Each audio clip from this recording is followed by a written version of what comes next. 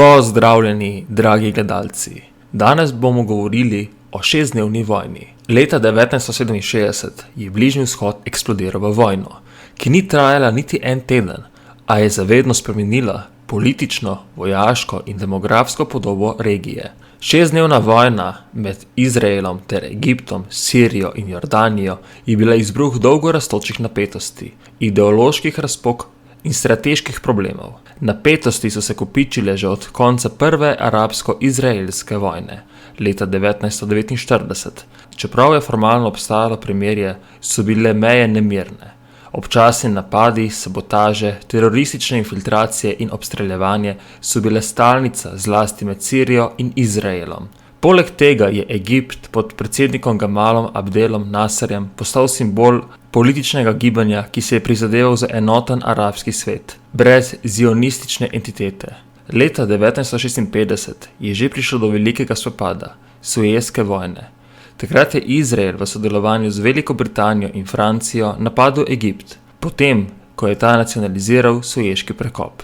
V zameno za umik izraelskih sil so Združeni narodi vzpostavili silo UNEF na Sinaju in Egipt je dovolil prost prehod izraelskih ladij skozi tiransko ožino. Toda desetletje miru se je izteklo. Maja 1967 je Nasser ukazal umik sil OZN s Sinaja in 22. maja ponovno zaprl tiransko ožino. Ta korak je Izrael dojel kot neposredno grožnjo. Zapora edinega morskega dostopa do Rdečega morja je bila ekonomska blokada. Hkrati je Egipt začel kopičiti ogromno vojsko na meji. V nekaj dneh se mu je pridružila še Jordanija, ki je 30. maja podpisala obrambni pakt. Nato še Sirija, Irak in druge arabske države. Arabska koalicija je skupaj štela več kot 500,000 vojakov, 2800 tankov in 800 letal, večinoma sovjetske izdelave. Izrael je bil v neugodnem strateškem položaju. Njegova širina na nekaterih mestih ni presegala 15 km, zato se dolgotrajne vojne ni mogel privoščiti. Odločitev je bila težka, a jasna. Treba je udariti prvi. 5. junija 1967 ob 7. uri zjutraj je Izrael sprožil preventivni napad. Operacija Fokus je bila izjemno natančno načrtovana zračna ofenziva.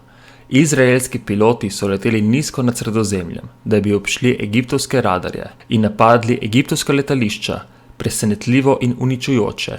V nekaj urah je bilo uničenih več kot 300 egiptovskih letal, večina kar na tleh.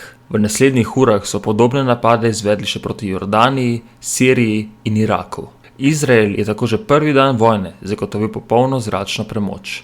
To je bilo ključno, saj je izraelski obrambni koncept temeljil na hitri mobilizaciji, manevru in kontroli zraka. Brez letalske grožnje so lahko kopenske enote hitro napredovale. Na jugu je izraelska vojska sprožila ofenzivo proti egiptovskim silam na Sinaju. Namesto čelnih napadov so uporabili taktiko obhoda. Ključna je bila bitka pri Abu Ageili, kjer je general Ariel Sharon združil pehoto, artilerijo in helikopterski desant, te premagal močno utrjene egiptovske položaje. Potem so egiptovske enote začele paničen umik proti Sueškemu prekopu. Na tisoče vojakov je umrlo med kaotičnim umikom, številni pa so bili zajeti. Do 8. junija je bil celoten Sinaj v izraelskih rokah, tiranska ožina pa znova odprta. Na vzhodu je Jordanija kljub izraelskim opozorilom ohranila sovražno držo in začela obstreljevati zahodni Jeruzalem.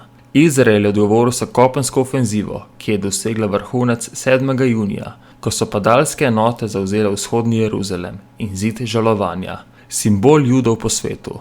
Bitka za amunicijski hrib je bila med najhujšimi v vojni. Do 10. junija je bil celoten zahodni breg pod izraelskim nadzorom. Na severu je Sirija za Golanske planote napadla izraelska naselja. Po zračnih napadih je 9. junija sledil še kopenski napad. Golan je bil težak teren, strm, utrjen in gosto miniran. Izraelske sile so se prebijale počasi in za hudimi izgubami, a do večera 10. junija so zavzele planoto in Siriji vsilile primirje.